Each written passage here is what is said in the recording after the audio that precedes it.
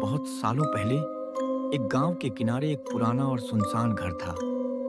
वो घर सभी के लिए रहस्यमय और डरावना माना जाता था। गांव वाले कहते थे कि उस घर में किसी का बस जाना नामुमकिन है, क्योंकि वहां रात को अजीबोगरीब आवाजें आती थीं और कई लोग वहां से कभी वापस नहीं लौटे। राहुल, जो एक युवक था और डर को मजाक समझता था, उसने अपने दोस्तों को चुनौती दी कि वो उस घर में रात बिताएगा। उसके दोस्तों ने मना किया, लेकिन राहुल को अपनी हिम्मत पर बहुत भरोसा था। उसने सोचा कि ये सब सिर्फ गांव वालों की कल्पना है। रात का समय था।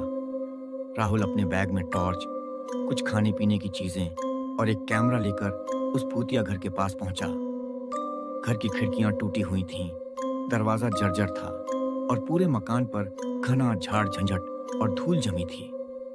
जैसे ही राहुल ने घर में कदम रखा, ठंडी हवा ने उसके पूरे शरीर को सिहरन में डाल दिया। अंदर का अंधेरा इतना गहरा था कि टॉर्च की रोशनी भी कम पड़ रही थी। हर कदम पर फर्श चरमराता और दीवारों से अजीब सी गंध आ रही थी। राहुल ने हिम्मत बांधी और अंदर की ओर बढ़ा।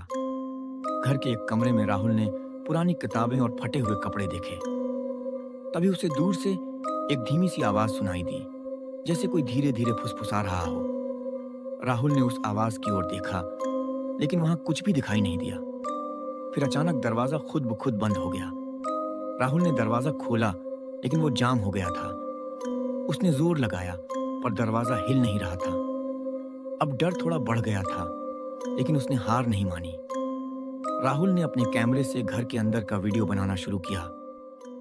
उसने महसूस किया कि घर की दीवारों पर कुछ पुरानी तस्वीरें लगी थीं, जिनमें लोगों के चेहरे धुंधले और डरावने थे, जैसे वो तस्वीरें जिंदा हो उठें। अचानक टॉर्च की रोशनी बंद हो गई। पूरा कमरा अंधकार में डूब गया।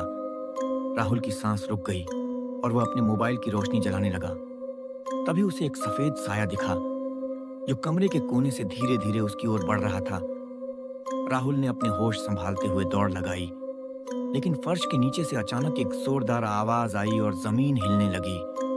उसने महसूस किया जैसे कोई उसे नीचे खींच रहा हो। तभी घर की छत से एक महिला की चीख सुनाई दी। उसकी आवाज इतनी तेज और डरावनी थी कि राहुल का दिल धड़कने लगा। उसने कैमरा ऊपर की ओर उठाया और उस महिला का चेहरा देखा, जो सफेद साड़ी पहने, खून की तरह लाल आंखों वाली एक भूतनी थी। राहुल ने उस भूतनी को देखकर जोर से चिल्लाया और भागने लगा। घर के बाहर आते ही दरवाजा अपने आप खुल गया। उसने पीछे मुड़कर देखा तो भूतनी उसकी तरफ आ रही थी, लेकिन जैसे ही राहुल ने दौड़ लगाई, वह गायब हो गई। राहुल ने